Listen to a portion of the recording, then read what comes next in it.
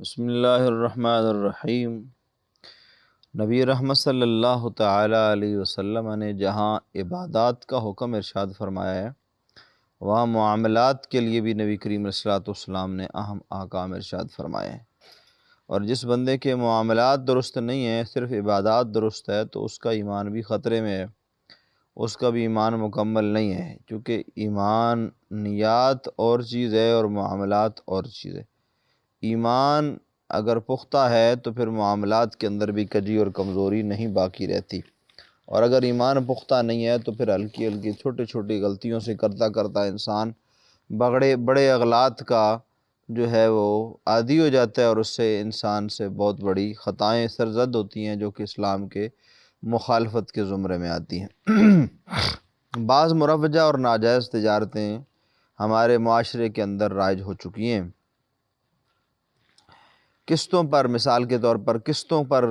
کیے جانے والا جو کاروبار ہے، اس کی چند صورتوں کا میں ذکر کیے دیتا ہوں۔ قسطوں پر کاروبار کرنا بالکل جائز ہے، اس میں ناجائز ہونے کی کوئی صورت ہے یعنی کوئی نہیں ہے، لیکن ایسا بہت ساری ایسی حالتیں ہیں جن میں ہم نے اپنے طور پر ان کے ایسے اشکال بنا لیے ہیں، ایسی جہتیں بنا لی ہیں جن سے کیا ہے کہ ان کو شریعت نے حرام قرار دیا ہے۔ یہ ادھار ایک ایسا ادھار جو کہ فروخت کی ایک ایسی صورت ہے کہ جو کسی شے کے بیچتے وقت باہمی رضامندی سے جتنی قیمت چاہیں مقرر کر لیں، اس میں شرعاً کوئی حرج نہیں ہے۔ لینے والا اور دینے والا دونوں اگر منڈیوں سے واقف ہیں، کوئی ہڈن چیز نہیں ہے، چھپی ہوئی چیز نہیں ہے، تو لینے والے کو بھی پتہ ہے میں کتنے کی لے رہا ہوں، دینے والے کو بھی پتہ ہے میں کتنے کی دے رہا ہوں، تو دونوں اگر جب آپس میں بیع اور مبیع دونوں آپس میں راضی ہیں تو اسلام نے اس چیز کو حلال اور جائز قرار دیا ہے۔ مگر ہمارے زمانے میں اس طرح کے کاروبار جو سخت کبھی ہیں، ان کی رواج عام ہو چکے ہیں جو ناجائز اور حرام ہے۔ مثلاً ایگریمنٹ ہو جاتا ہے کہ یہ شرط لگا دی جاتی ہے کہ اگر آپ وقت پر قسط ادا نہیں کریں گے تو اس پر آپ کو جرمانہ ہوگا، تو یہ ظلم اور زیادتی ہے، یہ تعزیر بالمال ہے۔ یہ جرمانہ جو ہے نا، یہ تعزیر بالمال ہے جو کہ اسلام میں جائز ہی نہیں ہے۔ صاحب رد المختار میں نے لکھا ہے کہ تعزیر بالمال جو ہے وہ ابتدائی اسلام میں جائز تھی، لیکن جب اسلام کا انتہا کا زمانہ آیا، آخری زمانہ آیا، تو اس وقت پھر یہ منسوخ ہو گئی، اور منسوخ کا حکم یہ ہے کہ اس پر عمل کرنا حرام ہے۔ یعنی اب تعزیر بالمال کا جو حکم ہے وہ حرام کا حکم ہے۔ اگر کوئی بندہ اس پر مال لے گا، یعنی قسط کے لیٹ ہونے پر اگر کوئی مال لیتا ہے تو وہ حرام کرتا ہے، اور عمل حرام گناہ کبیرہ کی طرف لے جاتا ہے، اور یہاں تک کہ کفر کی حد تک پہنچا جاتا ہے۔ قسطوں پر کوئی شے بیچی مگر ساتھ ہی یہ کہہ دیا کہ جب تک تمام قسطیں ادا نہیں ہوں گی اس وقت تک آپ کو ملکیت نہیں ملے گی، تو یہ چیز بھی ناجائز ہے، کیونکہ شریعت کے اعتبار سے جب کسی چیز پر ایجاب و قبول ہو جائے اور چیز خریدار کے قبضے میں چلی جائے تو وہ مالک ہو جاتا ہے۔ فتاوی عالمگیری کے اندر یہ بات موجود ہے کہ بیع کا حکم یہ ہے کہ مشتری مبیع کا مالک ہو جاتا ہے،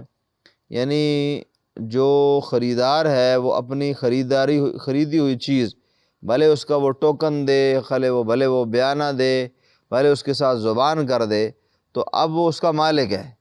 اب خریدنے والا جو ہے وہ اس چیز کا مالک ہے جس نے وہ جو چیز خریدی، اور بیچنے والا اپنے پیسوں کا مالک ہے جس کے عوض اس نے پیسے لیے یا اس نے لینے ہیں۔ اس نے اب ان پیسوں کی اور ثمن کی، اس قیمت کی فکر کرنی ہے، اور خریدنے والا اس اپنے مال کی فکر کرے گا۔ دونوں کا اپنی چیزوں سے الگ الگ تعلق ہے، ایک کا دوسرے کے ساتھ نہیں، دوسرے کا ایک کے ساتھ نہیں۔